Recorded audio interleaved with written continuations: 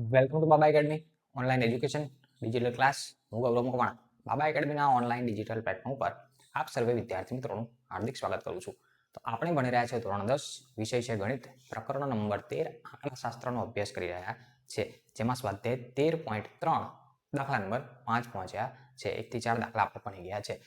પાંચમો દાખલો આઈએમપી કહી શકાય, કેમ કે ઘણી વખત પૂછેલો છે, બરાબર. અને આઈએમપી ટીક કરવો હોય તો કરી શકાય, મોસ્ટ ઇમ્પોર્ટન્ટ તરીકે ટીક કરવો હોય તો કરી શકાય, કારણ કે ઘણી વખત પરીક્ષામાં પૂછેલો છે. દાખલામાં છે કંઈ નહીં, પણ પૂછેલો છે. શું કહેવા માંગે છે કે નીચેનું કોષ્ટક 400 નિયોન ગોળાના આયુષ્યનું આવૃત્તિ વિતરણ આપે છે. તો ગોળાનો આયુષ્યનો મધ્યસ્થ શોધો. શું શોધવાનું છે? મધ્યસ્થ શોધવાનો કીધો છે, બરાબર.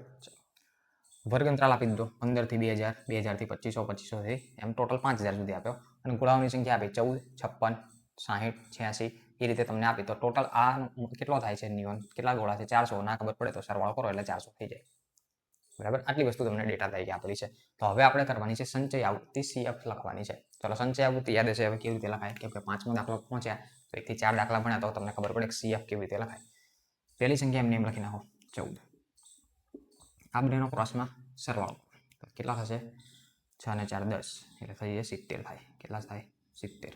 70 ને આનો સરવાળો કરીએ તો 13 130 થાય. પછી આ બંનેનો સરવાળો કરો તો 6 8 10 11 216 થશે. વેઇટ 6 8 10 11 216. પછી 74. 6 ને 4 10 7 8 9 290 થાય. પછી 65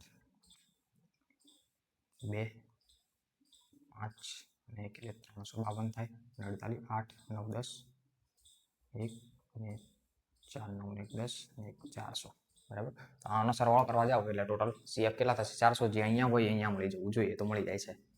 રેડી? ડેટા લખી નાખીએ. હવે ડેટા તરીકે શું શું લખશો તમે? તો ડેટા લખાય. સૌપ્રથમ સૂત્ર છે. સૂત્ર પરથી સૂત્ર શું છે ખબર છે ને? સૂત્ર મધ્યસ્થ m બરાબર l plus n/2 minus CF છેદમાં f ગુણ્યા h. આવું સૂત્ર છે. ચલો, મધ્યસ્થ m બરાબર ક્વેશ્ચન માર્ક છે, તો મધ્યસ્થ m બરાબર તમારે લખવું પડે ક્વેશ્ચન માર્ક. ચલો, પછી શોધવાનું શું છે? આ l. l એટલે કેટલા? બોલો. l હવે ખબર પડી. મોટા મોટી આવૃત્તિ કઈ છે? 86. મોટા મોટી આવૃત્તિ એની એક્ઝેક્ટ સામે અધસીમા જે થતી હોય વર્ગ અંતરાલની એને l કહેવાય. તો l બરાબર 3000. ચલો, આ l થઈ ગયા. n/2. n એટલે તમારા 400/2 પછી કરવાના. n એટલે 400. CF એટલે કે જે આ જે તમારી મોટા મોટી આવૃત્તિની જે સામે છે એને પણ એની ઉપરવાળી સંખ્યા, એને પણ એની ઉપરવાળી સંખ્યા એટલે CF કેટલા થશે? 130. ચલો, CF 130. f એટલે જે મોટા મોટી આવૃત્તિ એને જ f કહેવાય. f બરાબર 86. અને h એટલે કેટલાનો ગેપ દેખાય? 500નો, બરાબર. બધામાં 500 ડિફરન્સ છે, તો h થઈ જાય તમારા 500. ચલો, હવે સૂત્રમાં કિંમત મૂકો. m શોધવાનો તો l એટલે 3000 પ્લસ n/2. n એટલે 400/2 માઇનસ CF એટલે 130 છેદમાં f એટલે 86 ગુણ્યા 500. બોલો, રેડી? ક્લિયર? ચલો, હવે કરીએ સાદુરૂપ આપ્યો. m = 3000 પ્લસ n/2 એટલે 400/2 200 માઇનસ 130 છેદમાં 86 ગુણ્યા 500. ચલો, આગળ લખીએ.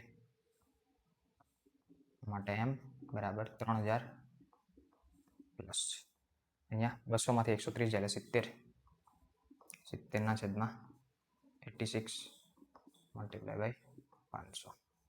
ચાલો, અહીંયા થશે